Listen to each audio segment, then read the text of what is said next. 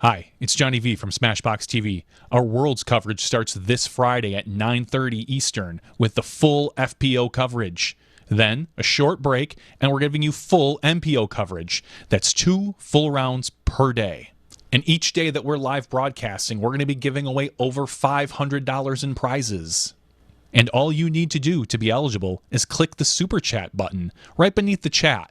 Every dollar you give to SmashBoxxTV will give you 1 entry into the drawing. So if you give $60, that's 60 entries. And we've got prizes from Black Ink Discs, Disc Golf Center, Infinite Discs, Keen Shoes, Dynamic Discs, Dude Clothing, Will Shoestrick of Disc Golf Instruction. So join us on SmashBoxxTV's YouTube channel to be part of the broadcast. Hello, everybody, and welcome to the show. As you saw, I'm John Van Dersen. I'm here joined with my co-host, this way, Terry Miller. Am I here? Are we all here? What's going on? It's a Wednesday night. We weren't supposed to be here. Maybe you were going to do something, and then I was going to do something. I almost died yesterday. Gosh. There has been some stuff that's been going on. So. All right. Well, welcome everyone. I believe this is episode 211? Is that where we're at, Johnny? 211. It's I'm a little bit out of my element as well. Terry Miller coming to you from Vermont. We're over here at Smugglers Notch Resort and taking in some sweet action. Day one, of course, of the PDGA Pro Worlds just took place a little bit earlier today. I believe I may even see a Corey Merle, a floppy-hatted, blonde-haired kid running around grabbing some footage. I know he's working with the PDGA. I know Jomez is out editing together both FPO and MPO footage. It's needless to say, there's a little bit of chaos going on, but I think we're all dialed in, and hopefully we can recap a few things that happened today, although I haven't had a chance to take a breath and consume it myself. So we'll do it all together. A couple questions on the board. Are there going to be any spoilers? Yes, this is going to be full of round one spoilers, so deal with it. Number 2, Jomez and CCDG are both doing next day stuff for sure. I think Terry just has a little bit of stuff he might be doing. And yeah, so Tim Courts asks, is this the Killers concert? It's not. That's a long story that we'll get into a little later. Okay, well, so we're here tonight. Again, things a little bit out of the ordinary. Yesterday was my travel day, as many of you hopefully remembered or we saw. We made a few postings. So ultimately got here this morning, took in a little bit of the action out on the course. If you don't want to hear what happened during the first round by the FPO or the MPO side, yes, now would be a good time to log off if you're waiting for any post-production footage, because that's what we're going to talk about is what we saw in number 1 today. And of course, we can talk a little bit about what we're going to then see in round number 2 tomorrow. And just to answer the question right off the bat, because it was asked a dozen times at least today, we are live for rounds Friday, Saturday, and Sunday. That may or may not have been covered already, but Friday, Saturday, and Sunday, MPO and FPO, those will all be live coming to you from Smugglers Notch. So just throwing that out there for everyone. So, Johnny, I think without further ado, let's, and I'm going to really try and coordinate with my screens. So if you guys see me bobbing all around, that's why, as we're challenged by the internet here a little bit. Let's jump right into what we saw on the FPO side of things today. And someone who's been coming on strong this year and playing incredibly good golf puts herself on top of the leaderboard. And I don't know how in the world you go to bed at the World Championships knowing you've got the lead. It's a 5-round event this year. But I think that's how you. That's still nerve-wracking. I think that's how you put yourself to bed, knowing, guess what? This is just round 1 of 5. I'm up by 3 strokes on the field right now, and we're talking, we're hinting, we're jumping around. Rebecca Cox, who has been playing well, moderately well all season, and slowly progressing, getting a little more exposure, a little higher up on those leaderboards. Well, today she comes out with but the only under par round in the FPO division. She shot a 1 under par. The next best was Paige Bjerkes at 2 over par. So Rebecca Cox doing work out there, only taking 3 bogeys and 4 birdies, a pretty relatively clean card compared to a lot of the other one, compared to Paige Pierce, who only had like 8 pars. So it is it was an interesting FPO experience to watch people bounce around the board. Holly Finley for a long time had the lead, and then she relinquished it to, I think Jessica Weiss had it for a minute. And then Rebecca Cox kind of jumps up. It was all over the board for a while, but by about the 12th hole, we saw Rebecca filter up to the top. She took a bogey, but she followed it up with 2 birdies on holes 13 and 14, and then parred out pretty consistent to keep herself in the lead. Well, awesome to see. We've seen her and Paige, so it's kind of funny. The 1-2 punch that we have right now, we've seen both her and Bjerkes really turn it on this year. Of course, they're traveling, they're touring more, they've been playing more than ever this year. And right now, like we said, after day 1, that puts them 1 and 2 on the leaderboard, which is definitely exciting for everybody out there. So awesome to see. Maybe not so exciting for, a Paige Pierce or some of the people that will be chasing them. But here's my thought as I briefly had a chance to look at the leaderboard. Thanks, of course, to UDisc Live, doing it here at the Worlds. I'd love some statistician out there. Maybe there's a dad's drunk or some other statistician out there. I'd love to know when was the last time we didn't see Paige Pierce, Sarah Hokum, or Katrina Allen on a lead card at the World Championships. And today was, of course, at most was going to be a featured card. We officially have a lead card, and it doesn't contain, and of course, no Val Jenkins, who's not here, but a Pierce, a Hokum, or a Katrina Allen. I bet you have to go back to 2008, 2009, something like. I'm serious. I mean, Paige won in 2010, her first one, I think, and 10, 12, 14, and 16, I believe.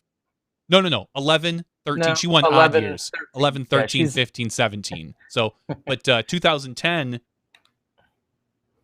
I bet you it's 2008 because Hokum won in 2010, and I bet you Hokum 2012. One of those, one even year. It's all the even and odd years I'm getting mixed up. Val was 2000. Maybe Val was 2010. I'm trying to think. No, that was Sarah Stanhope. Damn, I'm off today. Anyway, it doesn't matter. Either Point way, is, I bet you have to go back to 2008, 2009 is my guess. It's been a long time since one of them were not on the leader card, going at least into day 2.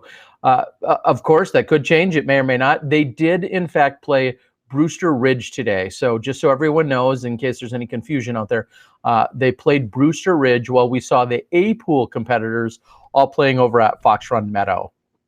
Excuse me. So just so everyone knows out there, tomorrow they flip-flop. And, of course, the A-Pool will be playing over at Brewster Ridge while the women move over to Fox Run Meadow. Now, I clarified. I did some real good investigating here. By the end of the weekend, everyone will play Fox Run Meadow 3 times and Brewster Ridge twice. So although the women started off at Brewster Ridge, at some point they'll go back-to-back on Fox Run Meadow. So they're going to everyone's going to play 3 rounds at Fox Run Meadow and 2 rounds at Brewster Ridge. So just so you guys everyone's clear on that, because that was something I genuinely was curious about when I got here today. I didn't know how that all worked out. Well, and half the MPO field is in a B pool, which is playing Fox Run with the women, or I'm sorry, Brewster with the women today, Fox Run with the women tomorrow, and then it'll flip-flop, and then at some point, the final day, there'll be a cut where we will lose a portion of the field. So, yeah. So, that's what's going on, just so everyone knows, and there isn't any confusion as to what's happening. So pretty crazy stuff. And then when we do look down at that second card, so to speak, well, first of all, quick recognition. Rebecca Cox opening her tournament with a 992 rated round. So some pretty solid golf on her behalf. She's rated 929, but she bust out that 992 rated round. And then, as we mentioned, the lead card, rounding them out, Paige Bjerkes, Jessica Weiss, and Holly Finley. And I don't think it's a real big surprise or secret. You see Holly generally going after tournaments and courses and traveling when she does tour and play. Usually she's going after the more wooded style courses. So to see her open up the Worlds and to play well at Brewster Ridge, I'll just say is not a real shocker. Not that I think she can't do well at Fox Run Meadow, but she very readily admits courses like Brewster are her favorite kind of course to play. So yeah, distance isn't necessarily her game. She prefers a more accurate shot. I think if you're looking at people for tomorrow in the FPO field that it will probably excel at Fox Run, take a look at your Rebecca Cox, who throws pretty far, Paige Bjerkes, and Paige Pierce. And Jessica Weiss is no slouch, but I think that those three are three specific women you could probably look at to say they have a slight advantage at the next course. So, but any one of these women could do well because there's plenty of OB at the next course they see as well. So there's spots to get in trouble if you're not accurate.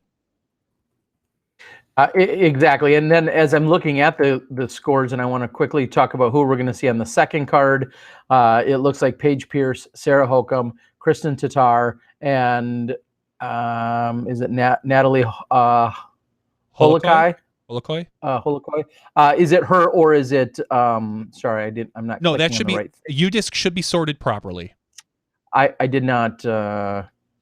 I did not click on the right button because UDisc will tell me specifically. Yes, and Natalie will be rounding out that card. And then seeing on the third card, you have Lisa Fakis, Zoe Endyke, Katrina Allen, and Erica Stinchcomb. So should be pretty cool to see how that all shakes out tomorrow. The final lead card women will be going off at 9:30 a.m. And again, that's over at the Fox Run Meadow course. So we'll see how it shakes out. But here real quickly, just for me to finish up my thought on that.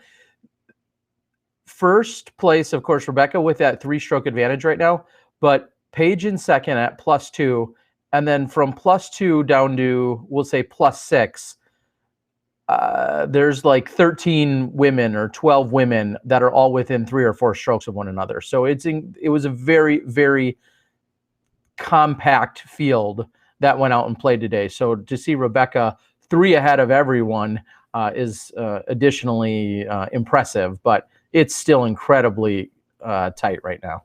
Country Disc Golf coming at us saying 2015 did not have Pierce, Hokum, or Allen on the lead card going into the second round.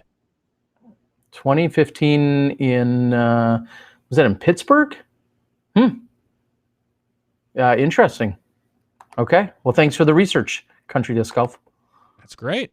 Yeah, but before that, I'm getting Johnny would say it's 2008. Anyway. I wouldn't have guessed that. So no. I mean, Holly Finley had a pretty clean card. She only had 2 birdies, 2 bogeys, and a double. The only name that I'm a little surprised to see actually where they're at is, and I hate to call her out, but our most winningest female player or player of all time, Elaine King, is down and tied for 28th at +12. On a course like this that requires a little bit more accuracy, I didn't expect to see her in 28th, but I have a feeling we're probably going to see her filter a little higher up throughout the rest of the event. Other than that, funny you say that. Okay. So when I did get here, I arrived and I want to immediately get out to the course. So I got checked in to our resort spot. Shout out to David Diaz, superstar host and awesome all-around guy here. Got checked in, then took the shuttle over to the course. And we'll talk more about shuttles later. Took it over there, and Mike Conley along with Elaine King were in the shuttle. And I was talking to Elaine. She had just completed. Mike was about to go out for his round. And Elaine says, that things just didn't go well. Things didn't really go her way today. And she said, I had a game plan here. She said, the wooded, tighter course, Brewster Ridge, that's where I kind of wanted, as she used her hands, I think, to kind of surge or push forward or maybe excel a little bit. And then she said, when we get out to the longer, more wide open course, I thought I might fall back a little, but then I would surge maybe a little at the wooded course, and then maybe fall back a little. And I said, okay, well, you're officially out of sync now. So that means you're going to have to excel at the open course because you're going to have more rounds to play there as the week wears on. So she just said it wasn't an all-around great performance for her, but of course, you don't become the most winning disc golfer of all time without knowing how to come back after a bad round. So you're right. Surprising, but we'll see how she handles it and how she comes back tomorrow. All right. Should we talk a little bit about MPO? Some MPO action? I guess if we have to. We were going to skip MPO tonight, but just for everybody watching, this is for you. This is exclusive talk tonight. There's no other podcasts, all of them, that are going to be talking about Pro Worlds MPO. Okay. All right. So early in the day, we saw Jake Lauber come out to a lead. He had a clean card. He was at 9 under. He was top of the board for a good couple hours. I hope he screenshotted that. I hope he highlighted it. I'm sure we all would. And then some of the stronger players started to show up and filter their way up to the top. You saw Macbeth hang around 6 or 7 for a while, and then he surged at the end, getting 4 of his last 5. That jumped him up to 9 under par, tying Jake. Conrad is kind of slowed down at the end. He had started really hot. Nico, his back 9, he missed 3 holes, so he surged up to a 9. Sexton jumped into the solo lead about halfway through the day. He took a bogey on 16, but for the most part had, 6 pars. 6 pars and a bogey. The rest were all birdies. So he jumped himself into second place. I thought that's kind of where we were going to see it. And then here comes the young gun, Calvin Heimberg. He was on fire today. He was the talk of the he wasn't even the morning, more of so the afternoon in his front 9. So he missed 1 hole 5 in his front 8, and he took an eagle on the 1,200-foot hole. That's a 3. That means he threw it approximately 600 feet and 600 feet or 620 feet. And I think he had like a 15-foot putt, which is virtually a tap-in for these guys. 1,200 feet in 3 strokes. I would still be throwing that. I don't know. They would have to. You'd get the glow discs that are out right now. Shout out to the Pro Tour, Steve Dodge. U-Disc would have to fix the scorecard to make it wider for me to fit my score in there. So ultimately, he shoots. He was 8 down after 8. And then Terry showed up. And Terry brought the noise. He's like William H. Macy in The Cooler. You brought him you brought him, I almost said the double bogeys, but the double bogey. So back-to-back bogeys, 9 and 10. What happened, Terry? Sorry, Corey is trying to, in fact, hunt me down for Kelvin footage as we speak right now. Sorry, buildings. So, I showed up. Yeah, real quick. Sorry, I showed up. I got there on what I believe is hole 9. Right? Is that what we were saying? That is correct. There's a slight adjustment this year. That's what I was trying to confirm. I show up on 9, and he pulled it a little right, and he goes out of bounds. He drives 3/4 of the way of the fairway, but goes out of bounds. There's a really long chance at saving his par with a great putt. He doesn't convert on it. Really not that big of a deal. And then, so he cleans up. He takes the bogey, and that's exactly what I'm thinking. Okay, this guy's 8 under through 8.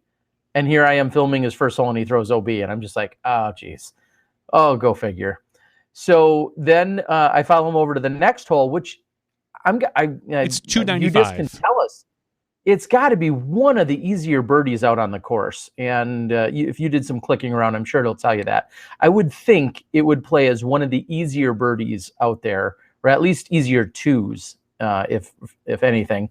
And he throws it long. He throws it too far. And goes OB out of the backside, and then ultimately walks away with the bogey there. Okay. And then he picked right back up. I think he picks up back-to-back birdies on the next 2, and then he takes a par. And then I think he throws out of bounds again on hole 16, which is a really challenging par 4. except for he's 38 feet away. He cans the putt, and he still walks away with a par. And that's when you know things are going right. You throw out of bounds, and you're still taking your par on a 600 or 700 footer, and then he finishes strong, birdie 17 18, and next thing you know, he's our clubhouse leader, which is really exciting. And I know some people will be, where's the footage? I'm excited that I just randomly kind of caught up with him on hole 9 and followed him out, so we have that. Central Coast was out getting great footage today. Jomez was getting out great footage, and I don't want to say dumb luck, but it just happenstance that I was out there and trying to get some B-roll. And next thing you know, I've got all of Kelvin from 9 through 18, and I'm going to slice that together tonight and get that out for you guys as well with a quick interview from him. So that's great. That's really good. That's where we're at. Sorry, hopefully a couple of the other names. Go ahead. A couple of the other names that we see on, we talked about basically the top 5 right now, but we see Matt Bell tied for 3rd. Andrew Fish tied for 3rd. There is a log jam at 9 under par. That seemed to be the number, right, that everybody kind of stopped at. Seth Steinway, no, we're not going to talk about Sandy Point. Johnny kind of had a little meltdown the last two holes and was upset. And so Greg Barsby, Will Schustrick, and Ricky Wysocki all tied at 8 under par at 10th place. Barry, the ageless wonder Schultz, in 13th, tied with Josh Anthon. Paul Ulibar, here's another log jam at 7. So we have Barry, Anthon, Yuli, Seppo, Eagle, Martin Hendel, Drew Gibson, Chris Clemens, and Austin Hannum, all at 7 under par. So that kind of rounds out the top half of the top third of the field, so to speak. And those are the people that we're going to be looking at. You're not out of it. If you're sitting like Simon at 4 under or Steve Rico at a 4 under, Brinster, there's plenty of time to get back in it. You have to shoot probably 1,050 rated golf from here on out if you are those people, because it is going to be difficult to catch some of the names above you. I don't foresee a Ricky Wysocki, a Barry Schultz, Paul McBeth, Nico. I don't see them really crashing hard. So I'm really excited to see the next couple of days of golf. I think that these players, this is the type of course Fox run where your Simon and Eagle are expected to shine. Going into Brewster, which is a more wooded course, I think you're going to see Ricky probably shoot one of the hotter rounds. He has a tendency to do that out here. What else do we have All here? right. That's okay, Ter.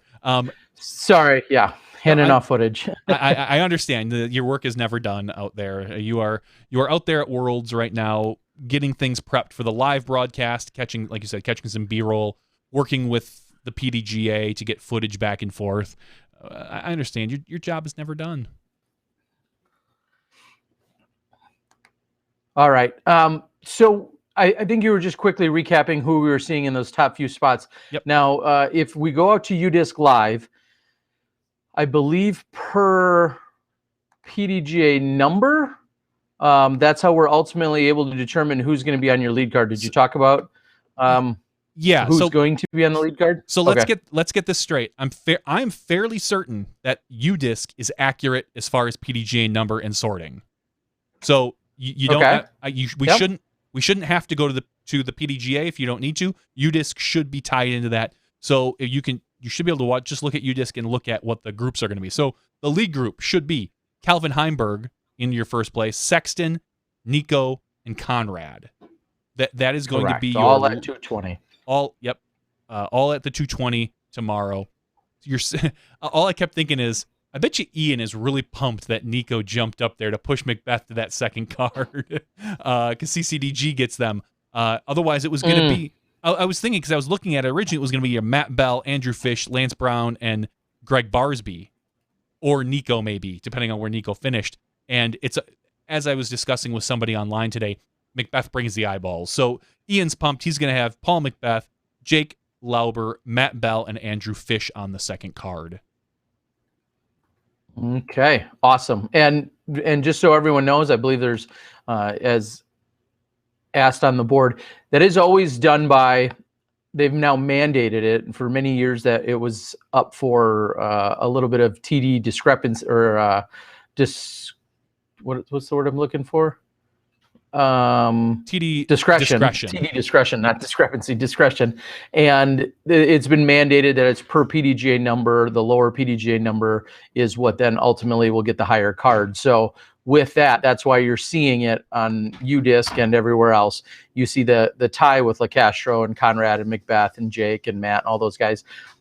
Nico is in, I believe, the 11,000s. Conrad 17,000s, Paul Macbeth 27,000 and something. So that's how, in fact, they determine who goes where when there are ties. And I love to throw that out there every once in a while, because I have to remember that not everyone's been around. A 20-year veteran and knows tournament directing and all this other stuff. But it's a really solid question, which is why I love to recap on it every once in a while, because it is a really solid question: is how do they do that?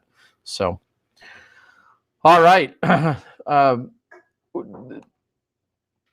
Is there anything that, I mean, these guys are all good. I mean, and you look at a James Conrad, who we always notoriously say is so good in the woods. But I mean, obviously all of these guys are going to be good in the woods. Some might be a little better or a little bit more comfortable. But is there anything that we can look at in the top 8 or 10 or 12 and be like, oh, well, you know, there should be a big shift one way or another for any one of these individuals? I think if I were a gambling man, as I was saying, I would not necessarily bet on Kelvin to stay up there next round. I think he'll be, he's a solid young player, but there's a couple things I think that are maybe pushing against him a little bit. One, his inexperience at Worlds, his just general inexperience on touring life. I know he's starting to kind of get into it, and the next course is a little bit more technical, and I don't know how. He's not, let's just put it this way, he's not known for his technical golf, he's known for his distance. Not to say he doesn't have it by any means. All these players are very good on most aspects of their game. I think you can expect to see Sexton stay up there. I might think Nico might fall off. Nico has a very solid game all around, but he's, as we know, he's a bit of a hothead. If things don't go his way, he has a tendency to maybe tail off. Conrad, I expect to stay up there. Macbeth, I bet you're going to see it, like I said, Wysocki make a surge. I don't know about... I don't know Matt Bell or Andrew Fish's game well enough. Jake Lauber, yeah, that's another good question. He's a kind of a fresh name. He's the one name that everyone was kind of like, who's this guy? Even though he's a pretty solid player. Well, so a couple updates for you to actually discuss a lot of those things. One, can you tell me when the last time Kelvin Heimberg was on a lead card at the Worlds? Oh, I don't know that. Because he has that experience. He said earlier today that he had that experience in 2015. And at Pro Worlds? So at Pro Worlds. Really? And I'm going to believe that's what I overheard him saying in an interview, at least. So I'm going to go ahead and believe it. So he definitely, he's only 23 right now. He's very young. 3 years ago, when he was 20, is when he had experience on the lead card at PDGA Pro Worlds. So he's only obviously gotten more comfortable. And here's something else interesting to maybe or maybe not refute some of the things you just said. Another thing that he said is he's actually more comfortable in the woods. He likes playing in the woods. Of course, you're right. He's known to have this insane distance. Yep. He for God's sakes, he eagled, a 1,200-foot hole with a tap in. However, he said that he's actually more comfortable and excited to get it over to Brewster Ridge is something else that he had said. So really, really interesting to see. He's got solid game. Saw him play really well just a few days ago over at Nantucket, which was a very challenging course, not necessarily wooded, but a very challenging course. I think there may have been a completely sober wedding video last weekend where I may have stated Kelvin Heimberg. I wouldn't be surprised if he finished way up in the top at Worlds. Oh, I'll have to dig through the footage. I completely agree. I think he's going to be very strong at Worlds. I'll just say he might have a experience on the league card at Worlds, but I don't necessarily know if he has the experience with a lot of these same guys, and there's going to be some pressure there, and he's young. I think he will handle it better than most, and I think he's going to be good to go. He seems to be in a really good spot mentally, and even after seeing, he plays relaxed, he plays confident. I by no means am counting him out. He's our current leader, so I'll just call it a gut. Call it a gut instinct. All right. And Andrew Fish, you mentioned earlier, talking about his play. I think I saw a tweet from Andrew. That's where, for many of you that don't know, that's where he's most vocal. So if you want to follow what Andrew Fish has to say, he's a very insightful fella. He said he's excited to get to the woods as well. Obviously he played all right out there today, just fine. But he also said that he's excited to get into the wooded golf. So we'll see. I want to see if I can. I'd almost sound official if I could find. Okay, so his tweet earlier today said, also, at least 4 people have said you get to play in the woods tomorrow. I have 2 comments in response. 1, yeah. And 2, I really need to diversify my interest in disc golf. So Andrew Fish looking to have a good day tomorrow and playing his preferred style, some more wooded golf. So Kelvin Heimberg as being on the board, I measured today. I had to get on a little crate to then get up there and measure him. 7 feet 4 inches. It's right between 7'4" and 7'5". So he's definitely a That's how tall tall fella. you say he is? No. That's what it feels like. Well, yeah, but you're like 5'3". No. Stop. 5'2"? Oh, what's going on here? 5'1"? Well, you're like 5'1", but like 5'6" I'm all with your hair. Shut. I'm like what Conan O'Brien. Isn't he? Right. I was gonna go 6'7", and then another 6 inches on his hair. I was gonna go more with like Kid from Kid and Play, but just though. Anyway, yeah. Speaking of house parties, so all right. Here's what that's kind of our MPO talk. I think there's not a lot. It's been one round. Nothing is, it's like a preliminary round. Everyone here is used to shooting 3 or 4 round tournaments. This is a 5-round event. I think the pressure is obviously going to continue to build, and we're going to see what some of these people are made out of in the next couple of rounds. Who's going to be able to rise to the top and who's going to get, squeezed down. I'm going to say something a little bit, I don't want to say disparaging about the event. Something I'm disappointed in. I'm kind of disappointed in the information available about the courses as far as like caddy books and stuff. Because I go to the PDGA webpage, and I know I can look at each, if I go to UDisc, I can scroll through each individual hole. But when you're out on the PDGA site, if you don't know to go to UDisc, if you happen to be maybe not as into the game, the PDGA site is where I think everything should be. And I don't believe there's a really great caddy book. There's a map of the full course with some instructions on it, but it doesn't really have much information. If you wanted to, without going to UDisc, you can't find holes, hole distances, pictures. You can't really find anything out there. And I was a little bit frustrated with that. I had to go to UDisc, go through one by one to look for hole distances and things like that. So I that's the one thing I wish that would be cleaned up a little bit about this particular event. I know it's a little late for anything to be done about it, but for future reference, I hope that we see a little bit better caddy books for Worlds. Now, did you end up ultimately getting a copy from Dixon, or? No, I didn't see any caddy book at all. Like I said, I went through. Okay. I went through UDisc one by one because right now I'm putting together a bunch of assets for the broadcast, some hole previews, some drone shots. So I need to get holes, distances, and things like that.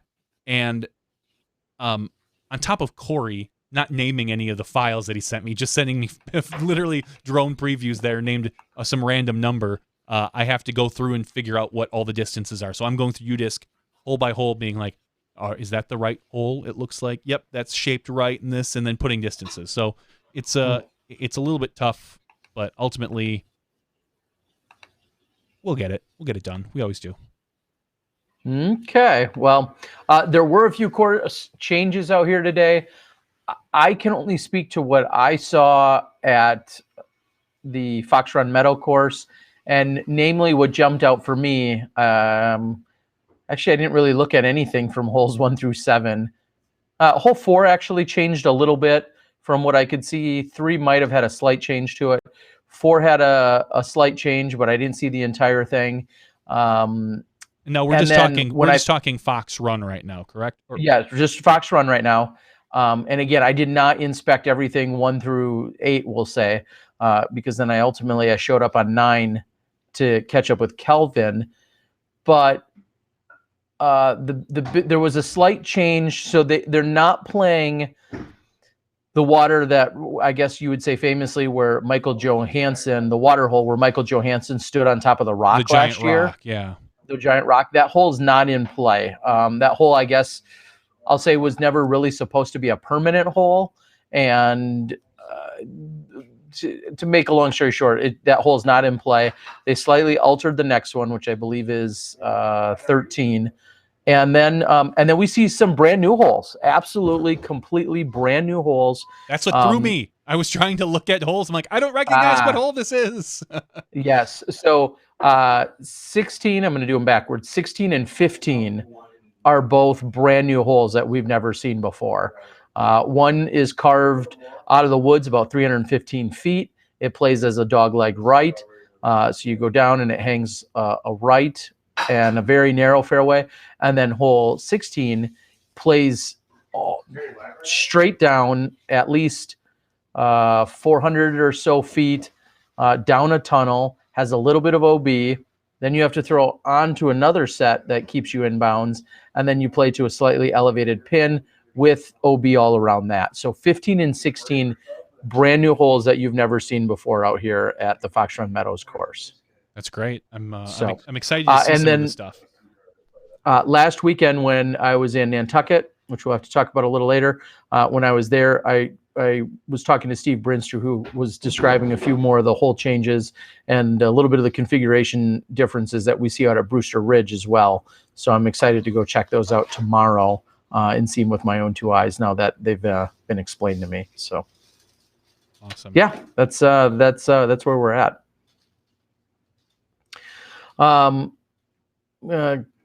Reading, sorry, I was reading a few things off the board. Nico, yes, you haven't seen me yet, Disc Golf Strong. I'll say this, as I was out there capturing a little bit of B-roll, I was getting a lot of slow-mo stuff and just some random shots before I saw how Kelvin was doing. And there was a conversation on hole number 4 that Nico and his group were getting into, because a lot of the OB out on Fox Run Meadows and maybe over on the Brewster course as well are marked with white stakes. And then you kind of just have to kind of line it up between the 2 stakes as to whether or not you're in bounds or not. And they ultimately got a string from one of the spotters, and then they were stringing it together. And it seemed like Nico was in a really frustrated state of mind at that point. And I granted it was only on hole 4, but he seemed, and then I watched him throw I believe an OBT shot on 5. And at that point I was like, oh, it doesn't look like, Nico's on track here. And really my long-winded takeaway here is clearly he turned things around during the latter half of the round. And I wish I would have even followed him a little bit more, because it seemed like he was off to a rough start. But okay, yeah, through hole 5, he was even. Mm-hmm. And then he went on to birdie 9 out of the last 13 or so. So, okay, I guess that makes sense. So my analysis was right, and then he just went on to do his light it up, his things after that. Yes. Okay, very impressive. All right. Anything else that we saw out there? I've got a little other issue of context, but is there anything else that you saw out there today? No. Or a question or thought about, Johnny, from afar? Not really. I mean, we've got the B pool is kind of there's one or two people sneaking up in the B pool. Some of them haven't been live scored, so you see like a Casey Connors who shot a 6 down at the other course. Currently, he's tied for 22nd. That's going to all shift once we get the next round in. And Richard Little is at 5 under. So we're not seeing a lot of the B pool players jump up into that top third based on the course. Yeah, and I'll go ahead and just say, and I understand you're still going to throw out the scores because they're there, but unfortunately, that's completely irrelevant. In the sense that somebody could be, unless somebody's double digits under par on the other course, where of course seeing their scores is great, but where they ultimately measure up at that point still obviously doesn't mean anything until after tomorrow night. Exactly, 100% agree with you. So we'll see. It's good to have that information because we're going to see. I mean, 5 down at the Brewster course is nothing to scoff at. So I think those were some pretty decent scores. I think you're going to see the 8s, 9s, and 10s again tomorrow from some people, though. Yeah, it will be good to see. Of course, the whole world missing Valerie and Nate, Valerie Jenkins, Nate Doss, missing them out here. There was a lot of speculation and conversation. I know we kind of addressed it at one point. They're focused on Bevel. They have keys to their place. They've been doing renovations, tear down, construction, all of that and everything in between. So it's really crazy to see Nate, who won, on such a large scale here last year at the Disc Golf Pro Tour event, the Green Mountain Championship, and to see both him and Val not in attendance there's a little piece of disc golf history and heart missing from this event, knowing they're healthy but they're not here. It was kind of I had a weird feeling even at one point out there on the course today. It is weird. It is weird. There's something. There's a hole. There's a hole in my soul. For a hole in my heart, I think Extreme once said. Yeah, Extreme did once say that. Yeah. Not having the Dosses here, not having. It's because he's such a perennial top 10 player, if not top 5 player, especially at Worlds, that on a course he knows well. I completely understand the reasoning. It just doesn't feel right. And everybody knew it was coming at some point. Everybody with the way their life is moving, everybody saw this as a potential. I just don't think many people saw it this year. Yeah. I mean, barring injury, everybody, there's the obvious, it's crazy. Someone's got to sit out, but they're actually injured. Therefore, they're not going to be here. But to know that, that's not the case and that they're just focused on some other goals right now is just really eye-opening for the disc golf community. And don't take me, mentioning any or discussing any of this as any kind of, I'll say anything negative. It's just really very different here in the disc golf community with that happening the way that it is, because they've been, such staples for so long. So very, very interesting to see. But speaking of other people that I don't believe are even here, there was a little hubbub, I'm going to call it. I guess that's the politest way to word it. Jamie Mosier this morning decided to open up with a rant, and I have conflicted feelings about even addressing it and bringing it up even further, but it's something I do want to address because I have been here for so many years. He opened up this morning criticizing, again, it's maybe the best polite term, criticizing the event about having a $10 parking fee over at the course. And as someone who's been here for now 3 or 4 years consecutively, I just want to say, what's the polite? You don't know what you're talking about, or maybe just shut up. I don't know how to word it, but it makes perfect sense the way that they have it set up. In that, when you're here at the resort, you pick up the telephone, which is a few inches from me. You pick it up, you hit 7,000, and you say, "I'm at the Willows," And within minutes, usually, a shuttle bus comes by and they pick you up and they shuttle you over and they drop you off. In this case, a couple 100 feet from hole 1 of Brewster, or like 50 feet from hole 1 at Fox Run Meadow. Why they do that, why they take you there, is because with the way the course and the street and the road are designed, that when you come to the course property, the course's property, if you drive up the road even further to get to the parking lot, that's where you're going to distract people throwing hole 1 at Fox Run Meadow, where you're going to distract people approaching and putting at hole 18 Fox Run Meadow. And then if you go up further the road, you may or may not distract anyone on Brewster. It makes perfect sense. Not only do they drop you off where they do, but that they are trying to limit or restrict cars to driving in there. By the way, when they drive in there, there is a very limited amount of parking spaces to begin with. So someone said, well, how in the world can they host a world championships? Tell me how many places have parking for 200 competitors. How many courses do you go to? Very few. So very few. Is there, if you take the shuttle, is there a free place to park? The free shuttle. Yes, you can park. I believe they have additional parking lot or parking at the actual resort. You get on the shuttle, and then you can take it right over to the course. If I'm not staying at the resort, I can park at the resort as a competitor, take the shuttle over for free. I'm good.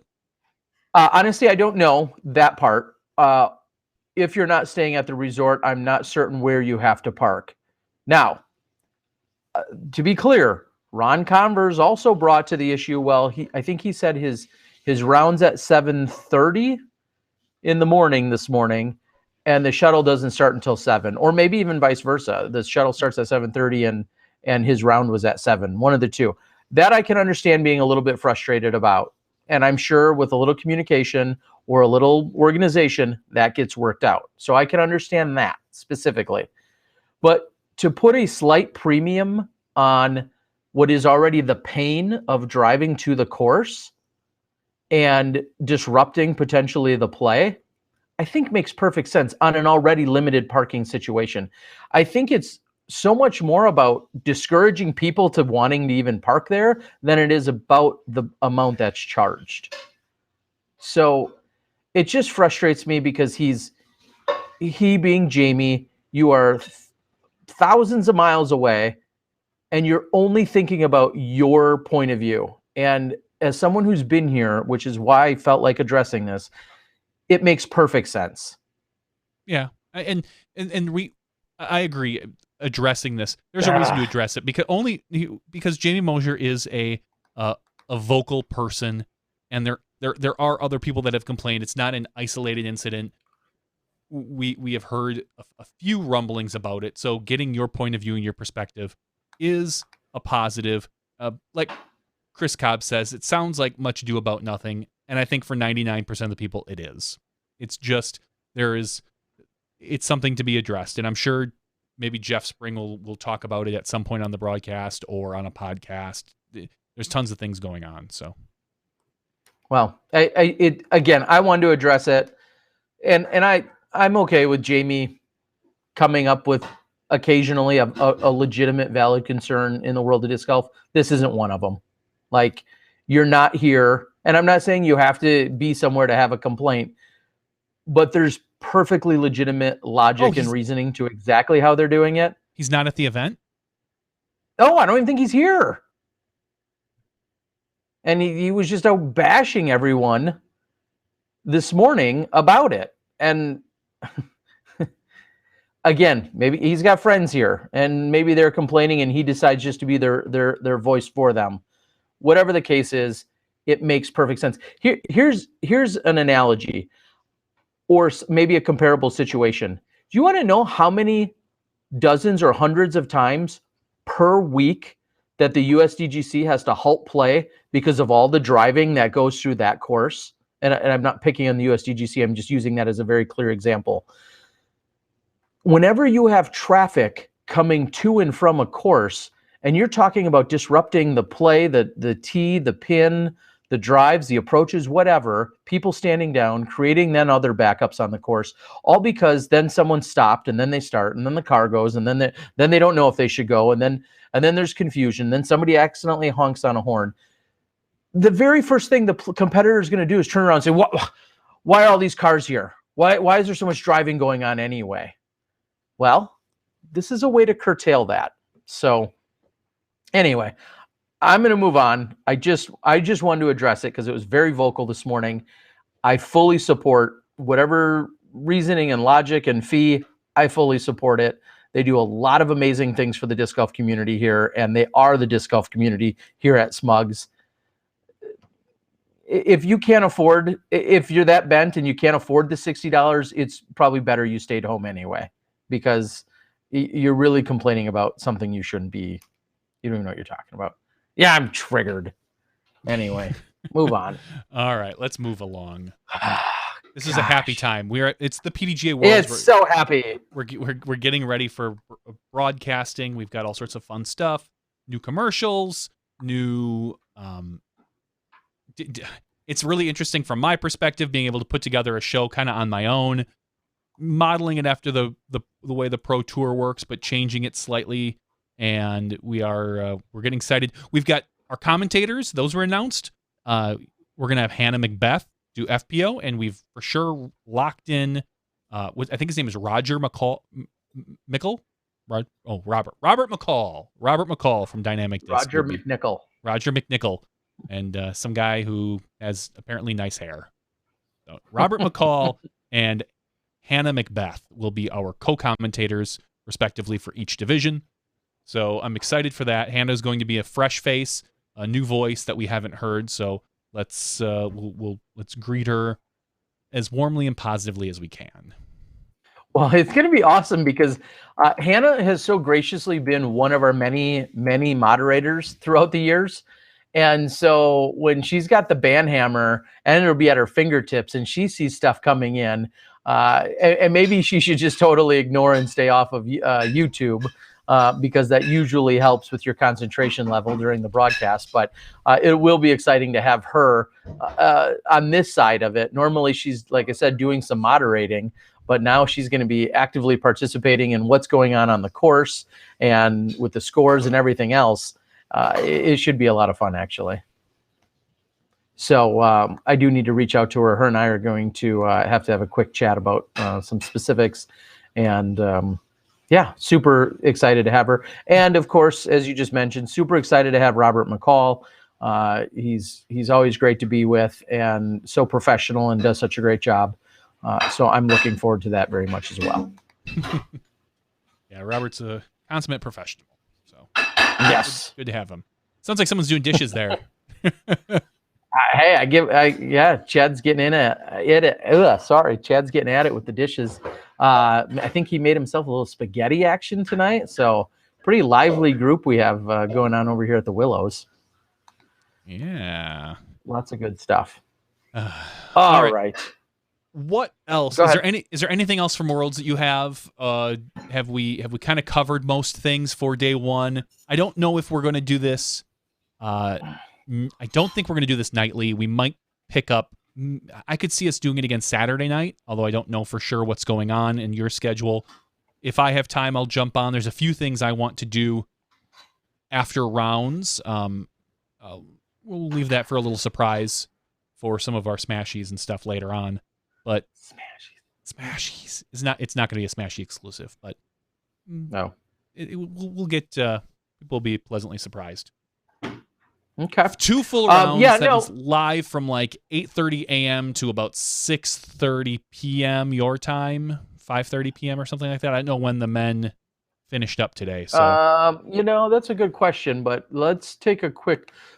Excuse me. We'll take a quick look at a few things. So tomorrow, over at Brewster, the lead card goes off at 2:20. Meanwhile, the FPO lead card is going off at 9:30, I want to say. So in theory, if that's a 4-hour round, and I know we're not live tomorrow, but if that's a 4-hour round for the women, roughly, hopefully at most. You're looking at that going from 9:30 to 1:30, and then we would stand down. We'll probably create a new link or have some new information for you guys, and then you'd come back for the men's round starting at approximately 2:20 or 2:30. So that's likely what you'll see Friday, Saturday, and Sunday. So yeah, should be pretty exciting. Excellent. All right. Yeah, no, in terms of anything else here, again, my day was relatively compacted. I mean, I was excited to go get all this B-roll, and I got some great stuff with Josh Anthon and his card, along with Drew Gibson, you know, and a few random shots from, you know, from around. And then all of a sudden, when I saw Calvin start, I actually got him making I was doing some B-roll of Josh Anthon and Drew Gibson's card on 15. And then I turned around just in time to get this really cool shot of Calvin putting on 2. Obviously, at that point, he was just going 2 for 2. And then a little later, when I looked at the UDIS scoring and I saw what he was at, I was like, oh, I'm going to go out and follow some of that action. And then I ended up recording every single shot. And so here we are. So pretty cool to see. Seth Steinway brings up a good point. How does a 735 player qualify for Worlds? It's, I mean, you could, do they still do it like they used to, based a little bit on your region as far as the number of points you get? I know that used to be kind of a way to do it for the PDGA, because when you see someone needs X amount of points to get into to be invited to Worlds, that's not necessarily fair for your people who live in the Montana area that maybe don't have a big disc golf thing. Now, this, I'm not saying that's what this particular person is. More than likely, it's just at some point they opened up the event and allowed almost anybody to register after they tiered it out. But Terry, do you know, do they still do the point totals per region? Yeah, I mean, it's basically, you know, players get an invitation. I believe the players get an invitation based on the previous year points. And if they're not doing that, they may just go straight player rating, saying, hey, everyone, and I'm going to make up numbers because I didn't look into it this year, but everyone 10, 20 and above has, you know, the next 2 weeks to register. And then they open it up and say everyone 1,000 and above and 975 and above. And they continue to tier the registration. And then at a certain point, they say, okay, well, all you guys have had a certain amount of time to register. Now it is open to any MPO player. And that's how I'm guessing that said player then ultimately got in. Okay, Chris is telling me it's solely based on ratings. Points don't even matter these days. Okay. So even easier then, I guess. Just meaning that they open it up, they restrict it to a certain ratings that, you know, cap that you're in. Like I just said, 10, 20 or 1,000 and above, and then 975 and above. Then they maybe went down to 950 or 925, and then at a certain point they said, all right, well, we're, you know, 2 weeks or 2 months or whatever out from the event. It's open to anyone that wants to register. And said 735 rated player shows up and registers. So that's how that can go down. Do you agree with Robert in saying that there maybe should be a ratings cutoff on the low end? Like, we'll say 900, 920, 930. I'll say this. I mean, I don't know if I'll say this. Here's an example. I'm currently rated just under 900. Let's say I don't play really many events, and I shoot. You know, I start practicing and getting into it. Is there a reason I shouldn't play next year? I mean, or should I have to justify my entrance into Worlds by playing a few other events to boost my rating up before I can then qualify and play? And if that's the case, that could take 2 years based on when I want to play. Like, oh, I have to wait for my rating to get up, and then I have to wait to register for the next year. I can understand the sentiment. I don't necessarily know if I agree or not, especially with as small as we are and as much as these pros need the money. I guess it goes a little bit back to what kind of field restrictions do we have in terms of, like, are we pushing 400 and we just simply can't fit any more people in, or are we pushing a capacity of 110, or I'm sorry, you know, there's 110 people and we have 50 more spots? I'll word it this way.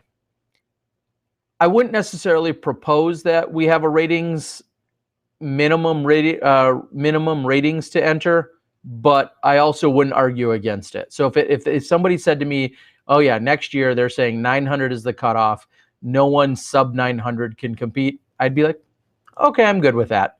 Am I going to lobby for it and, try and make that proposal myself for next year? No. I'd be okay with it, as said on the board, whether that person's a distraction or and distraction maybe in the most polite way. Let's be fair.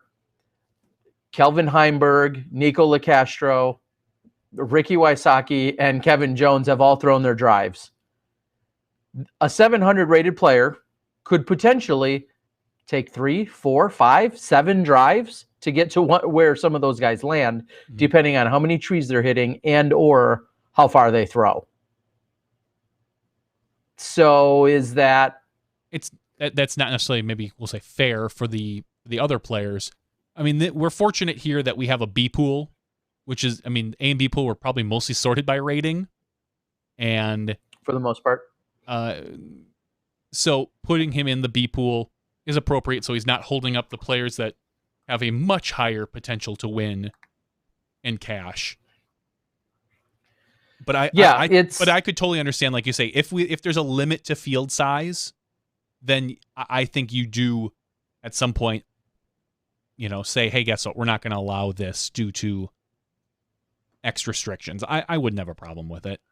Well, okay, so just hypothetically, let's throw this out there and say, would you rather have and I'm not picking on this individual, whomever they are. I don't know the name. I haven't looked. But would you rather have a 735 rated player that plays 40, I'm just going to guess, 40 strokes worse than you? Or would you rather have a 925 rated player that is only 10 strokes off from you, but asks 100 questions during the round? Well, that's different. I mean, you're getting into personality. I'm just saying, like, well, yeah, but I'm thinking about, like, what you would define as a distraction, maybe some of the pros and the cons. Like, I get it, if a 735 rated player is out there and is truly trying to make it, like, I can say, like a lesson. I can turn to a player and say, with all due respect, shut up. I'm done talking to you. I wouldn't say it necessarily in that mood. You can't turn to him and say, hey, start throwing better. Hey, throw 400 feet or get out. You can't really do that. So, no, I would clearly, I think I'd still rather have the better player as opposed to the one who's going to be shooting 40 strokes worse than me. But anyway, it's until we become a bigger sport, it's tough to turn away people and money, because what if he's a 700 or an 850 rated player who plays 35 pro events every year, and he's just not good. He's making a lot of good donations. He's not getting better, and he's the nicest guy in the world, and we're not there where we can turn away people yet. So take it a step further. Would you be okay with the 700, the 675? I don't know. It doesn't matter. 650 rated. Keeps getting lower. Pro player out there. Me. I know. The 650 rated pro player that's a major account executive at Gatorade. Mm-hmm. Yeah, and we've seen. I'm just saying, do you feel any different at that point? Of course. Are you like, wow, I just want him playing, or pick it, insert, at Merrill or wherever, insert any, big potential sponsor and be like, yeah, he's rated 650. And our round took a half hour later, saying, but like, a sponsor's exemption is kind of what this is. No, I'm just saying, would you feel differently if you're like, I'm with this, with this person today, and then someone nudges you and you're like, yeah, they're the CEO at Lexus. they're the CEO at Lexus. Yeah. No, exactly. I mean, and this could be the only Worlds they ever play, as Jarrett is saying on the board. It could be a bucket list item for him, and there are plenty of things, but as what it boils down to is we're not quite there yet to turn away players, and PGA has sponsors exemptions for certain things. It's Sure. it's for certain events. But anyway, Okay. let's move along. We're pushing that subject. It's going behind us. All right, sounds good. I really want to talk about Nantucket. I don't want to do it any injustice by not giving it the full limelight it deserves. So the question is, do we talk about it here and now, or do I talk about it in some other capacity, in some other way? Maybe there's not a better way to do it. And I know we're mid Worlds or we're just after the start of Worlds, but to me, it is very relevant in this, also in the sense that we just came off of this weekend's big event. Congrats, Eric and Tina, who of course got married on Friday on Nantucket Island. But even just taking the little snapshot and saying these guys went out and played 2 rounds on a par 68, par 66 course, a very, very demanding, very challenging course, and then turned around. And some people like a Zach Melton and a Madison Walker left the island, got off the ferry, then drove the 4 or 5 hours to try and get here to play the mixed doubles on Sunday.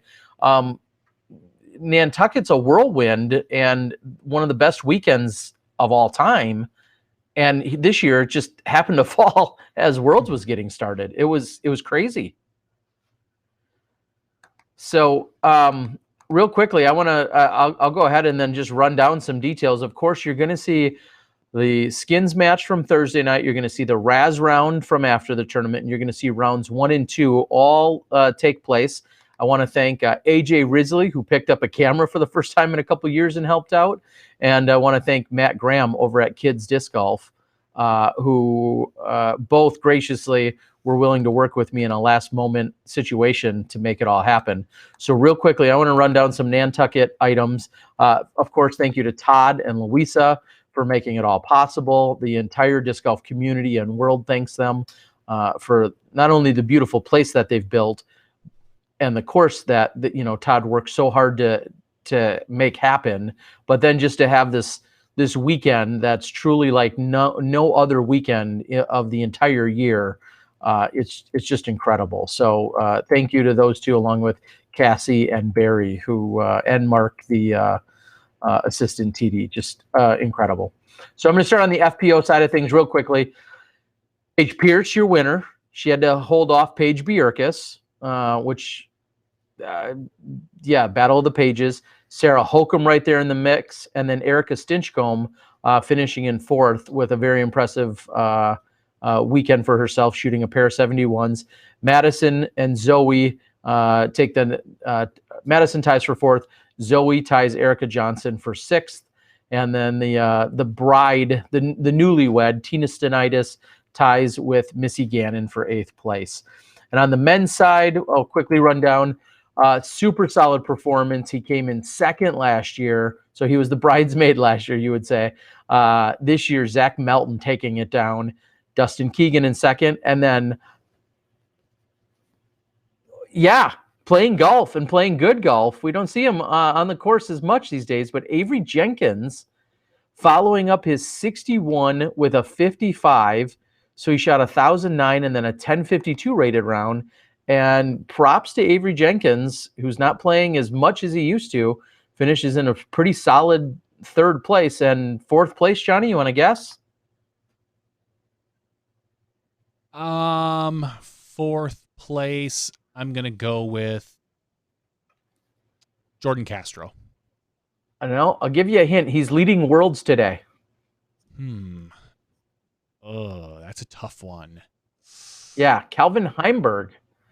So just interesting, really, just to look at. Calvin Heimberg finishes 6 off of Zach Melton after a 2-round tournament a few days ago.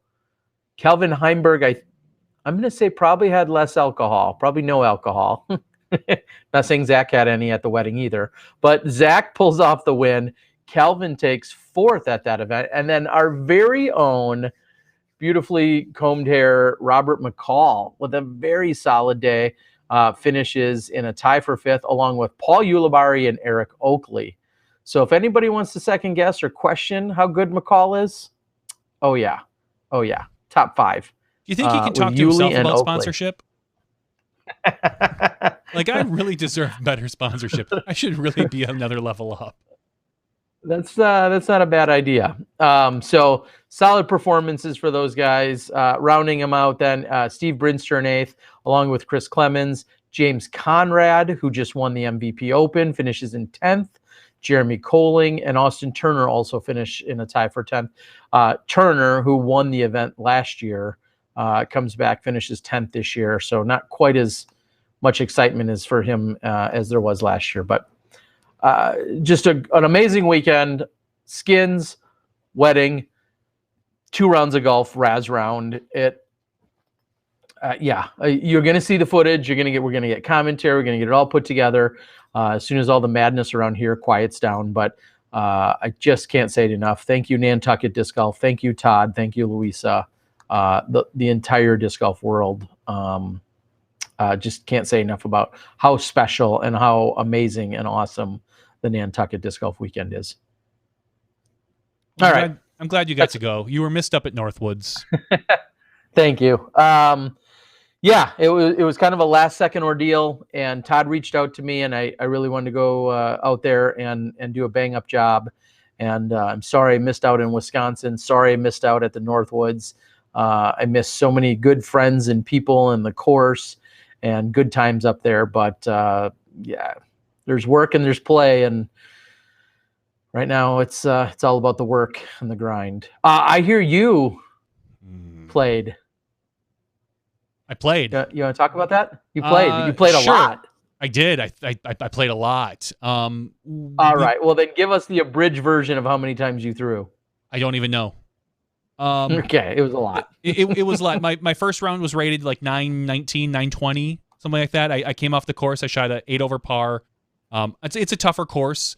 Some of the better scores were just a couple under, 2, 3, 4 under par. Most of the field was sitting around even to 3 over. My goal was to shoot about 4 over, and I shot 8. Missed a couple easy putts. There's it's a pretty distinct hole 27. It plays right along the lake. There's a tiny peninsula no bigger than a table. And I went for it, and I missed on my drive. I missed being inbounds by literally 1.5 inches because they had the rope moved up towards the shore a little bit. So I had to take it.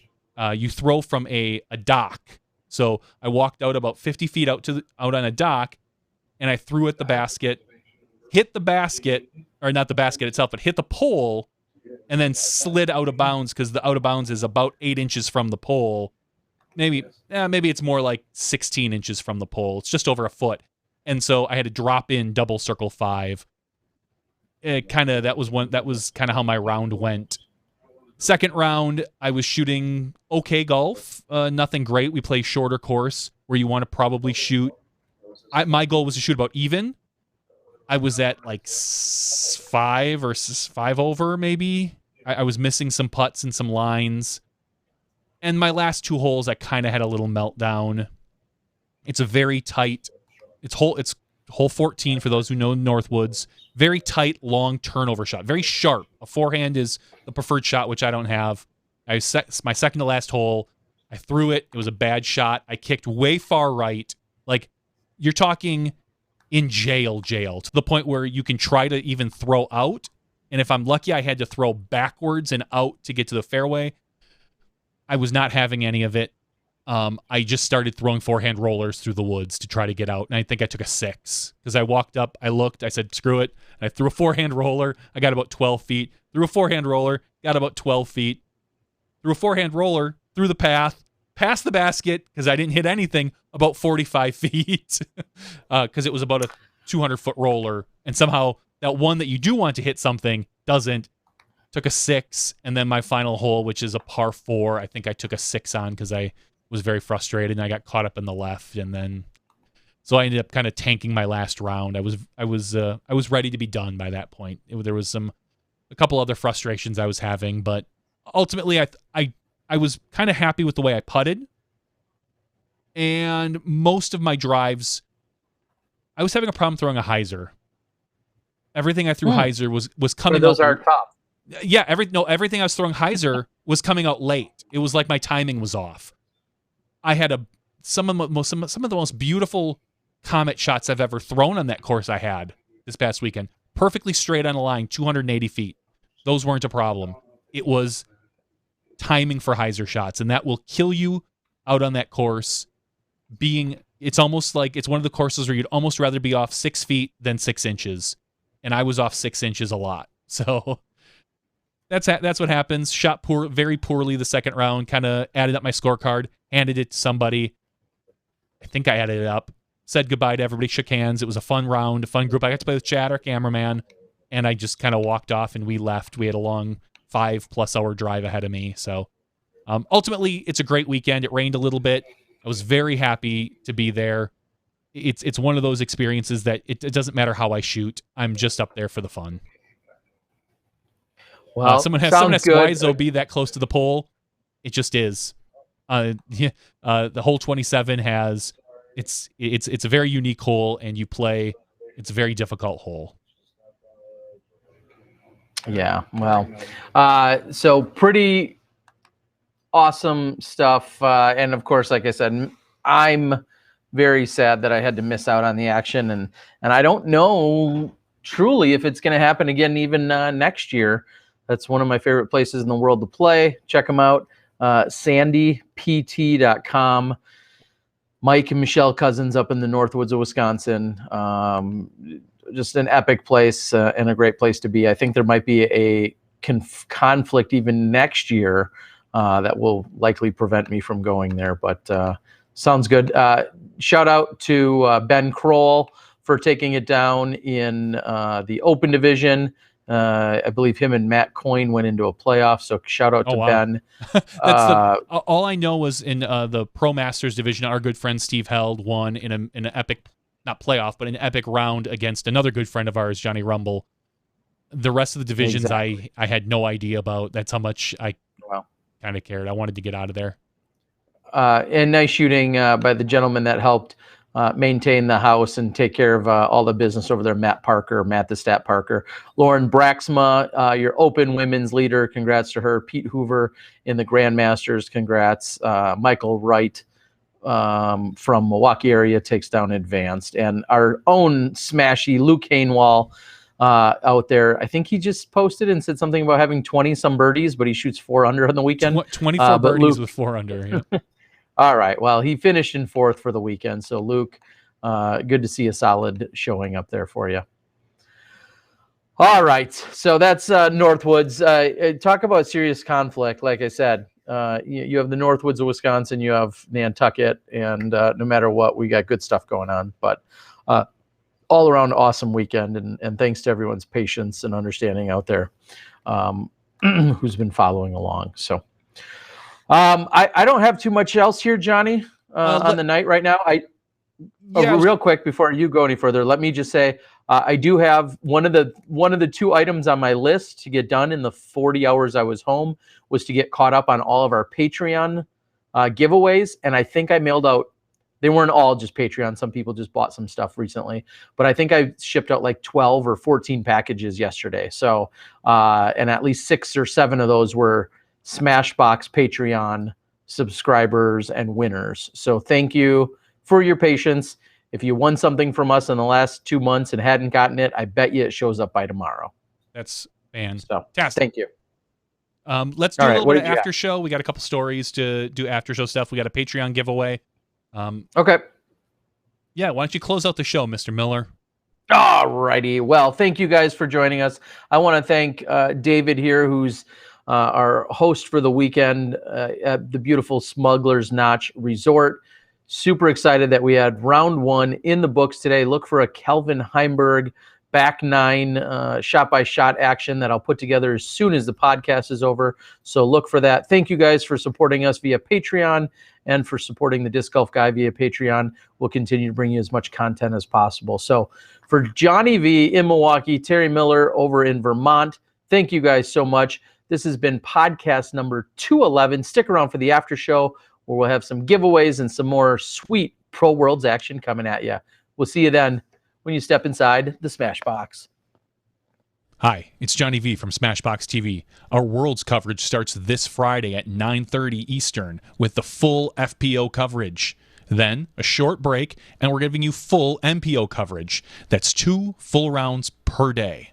And each day that we're live broadcasting, we're going to be giving away over $500 in prizes. And all you need to do to be eligible is click the Super Chat button right beneath the chat.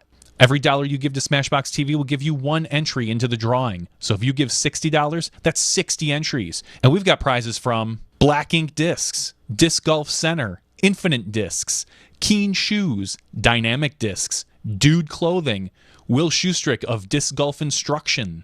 So join us on SmashBoxxTV's YouTube channel to be part of the broadcast.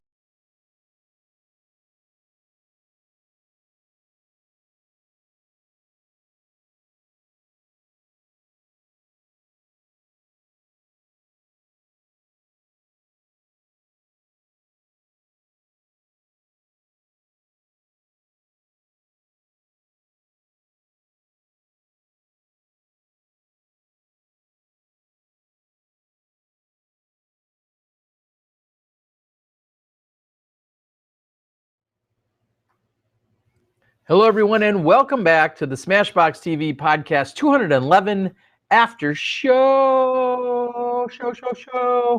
Here we are in Vermont. We're here at the PDGA Pro Worlds. Day 1 action is officially in the books. Your leader is none other than Calvin Heimberg on the MPO side, and on the FPO side, Ohio's own Rebecca Cox, who has a 3-stroke advantage over the rest of the field going into day number 2. And it's 11. I was just going to say it's 11:45 local time, and I'm hoping that everyone here at Smugglers Notch is in bed and ready to go. All right.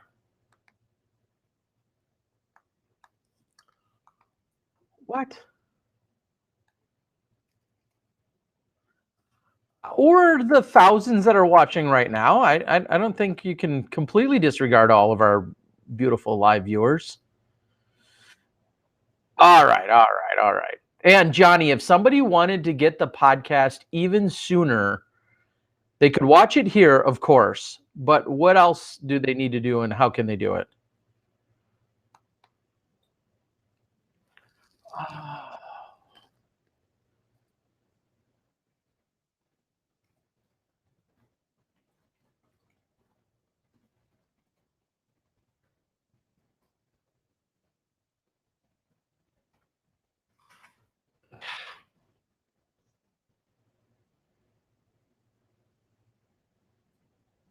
Oh, Johnny, they're not hearing you. Johnny, hold on. So apparently there's no audio from you on this shot. Oh, okay. So, all right. So real quickly, yes, we were discussing Patreon. I was going to say, if you want to get the RSS feed, you can become a Patreon supporter. There is a little unique RSS feed for each patron, and you can get that by logging into your Patreon account and putting that into whatever RSS feed that you need, and you will be able to you'll be able to actually have the minute it releases, the minute we go live and I push it out there, you don't have to wait. So that is one of the advantages of becoming a Patreon supporter. All right. And if you're out on there right now, I'm going to put a link on. It's patreon.com/SmashBoxxTV.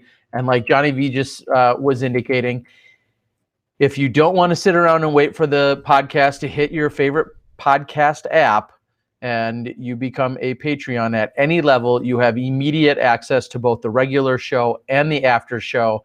And that usually comes out as early as Tuesday night or Wednesday morning. And you get those almost instantly the second they're released.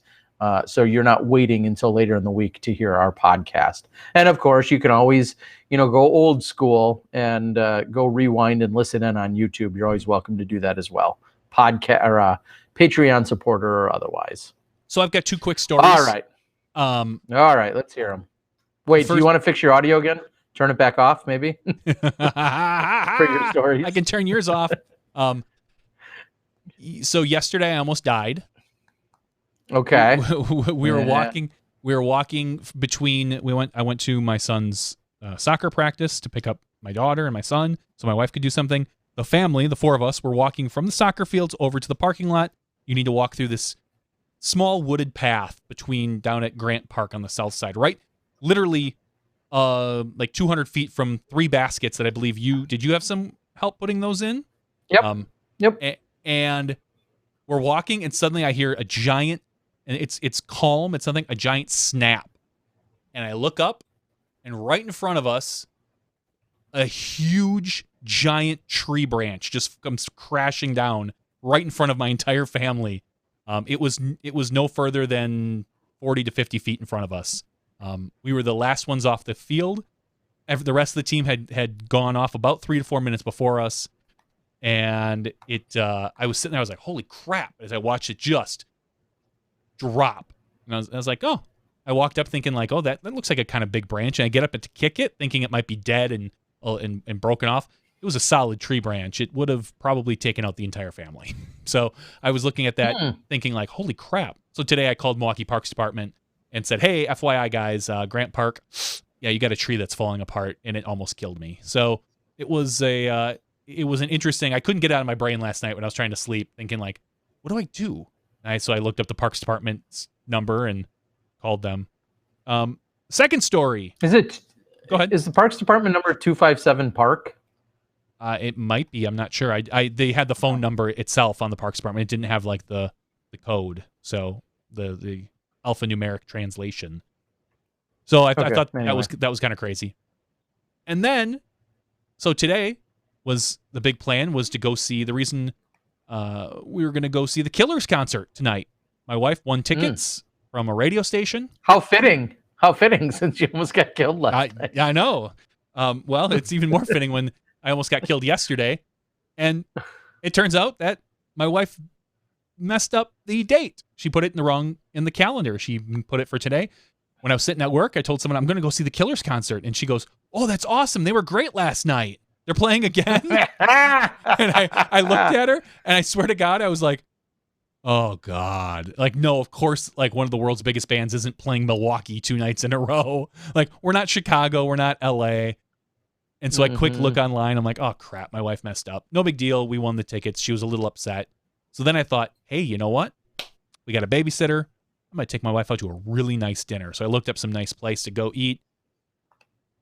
So I was all set to go to some place called Crazy Water, which has, you're talking $40, $50, $60 meals. We were going to have a little night out. Damn. Yeah. We're rolling some highballer tonight. Your Patreon money does not go to support this, by the way. It does not. That's what my 9-to-5 job does. So my wife is all excited. She's like, okay, cool. It sucks that we missed the concert. She's like, I was kind of dumb, whatever. 6:05 comes, get a text from the babysitter. Oh, that was tonight? Yeah, sorry. I can't make it. So, because originally I wasn't going to be on the show tonight. I was going to be at a concert, and then I was going to be at dinner, and our babysitter bailed out at the last minute. So my wife was very upset. And then I made a joke later in the night about her scheduling, and things went downhill from there. And our relationship for tonight. Yeah. So I came downstairs and started working on World's projects. The ultimate humor and irony would have been if the babysitter said, sorry, I can't make it tonight. I have a side gig, tree removal service. And she was over cleaning up the tree that you had called at Grant Park. Yeah. So, I don't know. I was, tonight was not the best night in the Van Dersen household. It sounds like you should really get it together. That's what it sounds like here. I've got a weekend. I told my wife she can basically not count on seeing me Friday through Sunday because I'll probably be busy from 7 a.m. till probably 9 p.m. every night. So it's gonna be crazy. And I've seen for sure. As someone says, like I've seen the Killers before. I saw them 14 years ago on their very first tour, like at this tiny Eagles ballroom here in Milwaukee when they were just starting to hit it big. And yeah, but my wife was really excited because she's a big fan. So. Well, she can keep being a fan. Yes, fan from afar. Yes. What I was going to say quickly is it's going to be a pretty intense week. Of course, we have the women in the morning and the men in the afternoon. Just from a flow perspective, and just from a working environment and an overall stress and pressure and all those types of things, it's going to be, the levels are going to be up significantly this weekend. Having our cameramen out there, making sure all the equipment gets charged or is ready to go. Some of the things have to be somewhat recycled to be used for the afternoon round. Like, there are some serious challenges. As much as I believe we're ready for them, there are some serious challenges into what's going to be going on this weekend in terms of the back-to-back live coverages. And it's also interesting because I believe it'll provide just a little bit of a test to see, is that realistic or practical as a working model in the future for any given event, not just the Worlds, but you think ahead to the Pro Tour next year, where the Pro Tour has had this condensed women's coverage and then goes to the men's coverage in the afternoon. Is this a model that's practical and worthwhile? Is there going to be enough views? I think a solid or a legitimate concern that we have for this weekend is we're going live at roughly 9:30 a.m. come Friday morning. That's 9:30 Eastern. And I'll do some math for you. That's 8:30 Central, 6:30 Pacific. Don't skip over Mountain. Where's your Mountain bias? We got Mountain viewers. We got Colorado. I don't know if it's daylight savings for them or not. So anyway, at 6:30 on the West Coast, are we setting the women's viewership up for success at 6:30 in the morning? And that's no slight on anyone. It is just the way the overall tournament's working out. But that's something to think about. And I don't think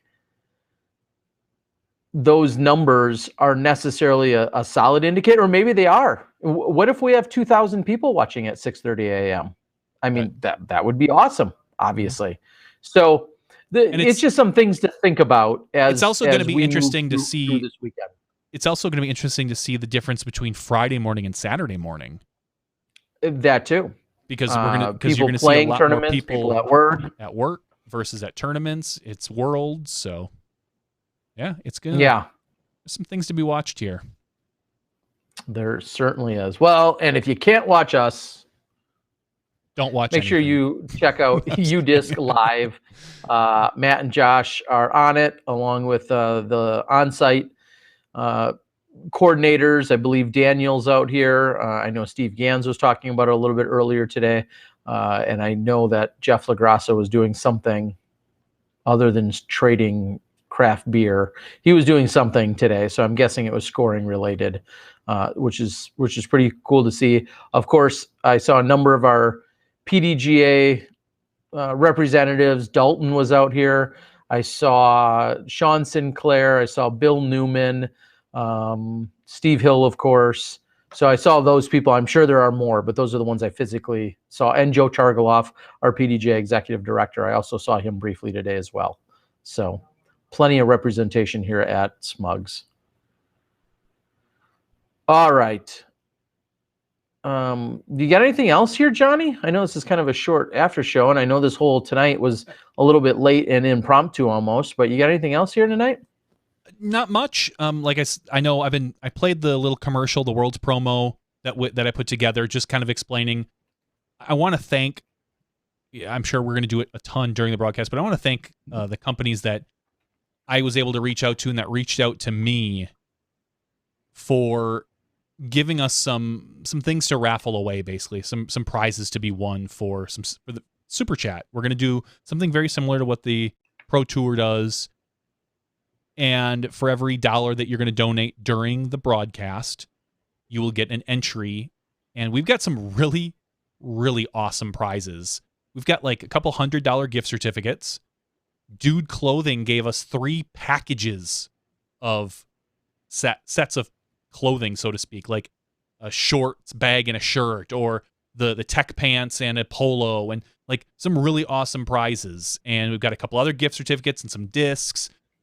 I can't.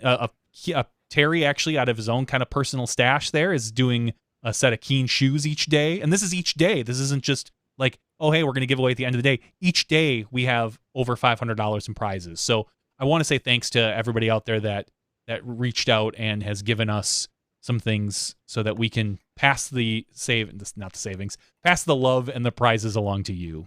So I'm really excited to give these things away. Yeah, it's a little different than what we've had in the past. And we have, I don't want to say more control, we just different setup and a little bit different style that we're going at it with this week to try out some new things. So super excited to do it. And as Johnny just mentioned, thank you to all the sponsors that contributed and all the partners that we have that worked with us, as well as, of course, Robert McCall, and Hannah Macbeth, who are going to be helping out on the commentary side of things as well throughout the weekend. But yeah, very exciting to see how this weekend and the coverage unfolds. I'll say it yet again, Friday, Saturday, Sunday morning, we're going to be live with the women's round, the lead card of women. Friday, Saturday, Sunday afternoon, we'll be live with the men's lead card for each of those days. So make sure you're tuned in and following along and hopefully having a good time with it. So Terry, do you think you could pick up some sort of Worlds-related disc or something for our Patreon winner tonight? I probably could. Yeah, at some point or another. In fact, I didn't even get a chance. Here's how crazy it was. I got here today. I took the shuttle, the free shuttle to the congested parking lot. I took the shuttle, and they have a brand new pro shop, which looks about 5 or 10 times the size of their previous pro shop. I just saw it, and I didn't even get a chance to walk over there and go inside of it. So I'm super excited, actually, to go take a look at it, to see what's all in there. And I'll get my hands on some Worlds merch, and I think that's a very practical giveaway for tonight. And oh no, it's not done here anymore. I was gonna say, and make sure to get me a Hall of Fame disc, but that's probably down at the Hall of Fame Classic now. Yeah. So, all right, let's do our Patreon giveaway for tonight. Worlds merch. Yeah, get some Worlds merch. All right, so I am looking right here. We have 190 patrons. We've dipped a little bit, people. Come on, let's get on this. No, 190 patrons that are currently active right now. It's the beginning of a month, and sometimes those dip, and people realize that, oh, crap, my credit card expired. If you're one of those people, take a look at your Patreon. Make sure you can either assign it to a PayPal or, change your credit card if it's expired. So we are going to be giving away something Worlds-related tonight. Terry, you got yourself a number? 1. We're through 1 day. So right. After you draw one number and then pick the next? No, just the first one. Just the one? Okay, let's do it. We're through 1 day here at the World Championships. 56. The number is 156, and that is going to be Chris Schellebarger. Chris Schellebarger. I feel like I just sent him a package yesterday. For us? I don't recall. Well, if you did, I feel like I did. If you did, congratulations, Chris. You're going to get something from Worlds. It might have been it might be from a couple weeks ago, but or he bought something directly from me. One of the two. He might have. Either way, rings a bell. Congratulations, Chris. Thank you for being a Patreon supporter. You have been an active patron since, what does it say here? Since March of 2018. So thank you very much. Well, that's paying off pretty damn well already then. That's what I'm saying. Yeah, good stuff. Awesome. And I'm going to give this may or may not be too late, but I have to give my own plug for Patreon as well. If you support the Disc Golf Guy, there too, some giveaways are a little behind. I give away at least one basket or the equivalent of one basket per month. And I'm on pace for like 13 at least this year. So I'm ahead of pace.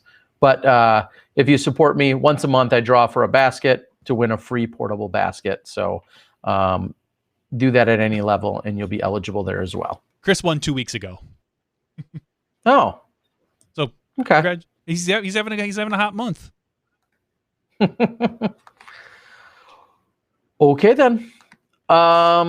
Sweet. Chris wins every other week. I don't know. He hasn't won before that, but he has won twice. Yeah. He has won twice in the last month.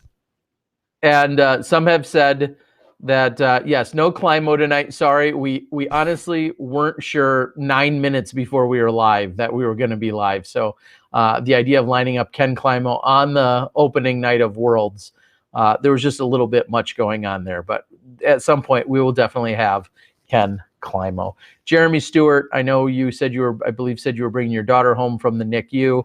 Hope that's all gone well, and thanks for being a Smashy and a supporter. And congrats to the addition to your family last week already. So hope you're doing good. When are you guys going to do a raffle for a guest on the show? That's a good question. Should we give that away at Worlds? For a guest spot?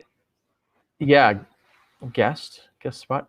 How about everybody that super chats in a single $50 increment, then is immediately thrown into the mix to being a guest. Here's what I would like to do, and maybe we will do this. I hate to commit to anything because I'm a non-commit. Saturday would be a fun time to have a podcast and just bring people on, have them Skype in. If we can, depending on when I get done. Yeah, it's an idea. Depending on when I get done with my stuff that I need to do after the broadcast, which usually takes me about 2 to 3 hours. We'll see. If there's time, maybe even if Terry's not up for it and he's doing something, maybe I'll open something up so we can just bring guests on and we'll talk about where people stand at Worlds and what their predictions are. I can't think of a better way to spend a Saturday night. I got nothing else going on. All right. I ain't going to no Killers concert. Apparently I'm not going out to eat. All right. Cool one asks, question, how come on the Disc Golf Pro Tour coverage you don't acknowledge the live super chats, Terry? Is it because they go to Steve? No, it has nothing to do with them going to Steve Dodge per se, as much as that's just not, like, when we acknowledge the live super chats on our channel and on our podcast, that's just kind of something we've done from day one. And Steve Dodge has a different vision and goal and reasoning and logic for how he does super chats. So when you guys super chat us, say during our podcast or maybe during Worlds, you may get that shout out, but it's essentially just an entirely different, not mentality, structure is a good word to put it. So when we said, hey, if you super chat us during the show, we're going to give you a shout out. That's kind of a Smashbox thing. And that's not ever how it was really presented or communicated when we're doing it on the Disc Golf Pro Tour. So just a slightly different structure. So no ill will or, challenge there. It's just a different structure. All right. Alexa says, get some sleep, Terry. I got editing to do. When's the new Smashbox disc coming out? That's going to be this fall, I'm sure. We're going to be talking about getting the stamp and logo and all that for it. But that'll be coming out this fall. Yeah, it should be. I would like to finalize it within the next couple of weeks. Terry and I were talking offline a little bit about it. We'll talk to Rick because he did the first stamp, and I think we're just going to do a little adjusting on it. It's going to be very similar. Obviously change the years and everything. So, but that should be hopefully being ordered soon. We'll talk to Rick this weekend about it. Okay. All right. I've got editing to do and partying. No, so not partying. I've got podcast editing to do. There you go. Well, we appreciate all of you guys tuning in. We know it was a little bit last moment, but not. We kind of thought we might be here. So you may or may not see stuff. Make sure you're subscribed. Make sure you click on that little bell thing so that you know that if we go live prior to Friday, Saturday, and Sunday's actual live broadcast, if we go live for any other reasons, such as a nightly recap, then you'll know what's going on. And of course, we'll post that to Facebook and alert you there as well. So looking forward to it. 86 as a high today, high of 70 tomorrow, and a high of 60 the day after. So we're looking at dipping 26 degrees over the span of these 3 days, which is incredible. Let's just hope the rain holds off. So, all right, guys. Thank you. Thank you to all of our Smashies, all of our super chatters, all of our Patreon supporters, all of our anyone that's tuned in, any listener of any kind. We All of our appreciate each and every one of moderators. you. All of our moderators, all of our hosts named David. We appreciate each and every one of you. And we'll see you sometime later this week from here at the PDGA Worlds when you step inside the Smashbox. Bruce Willis was a ghost. Gwyneth Paltrow's head is in the box. Snape kills Dumbledore. Mrs. Bates was dead. Ross and Rachel end up together. Rosebud was the sled. Tyler Durden doesn't exist. Vader is Luke's father. Ned Stark is killed in Season 1. Miss Voorhees was the killer. Soylent Green is people. This is a public service announcement. There are no spoilers in sports. Watch live Disc Golf on SmashBoxx TV.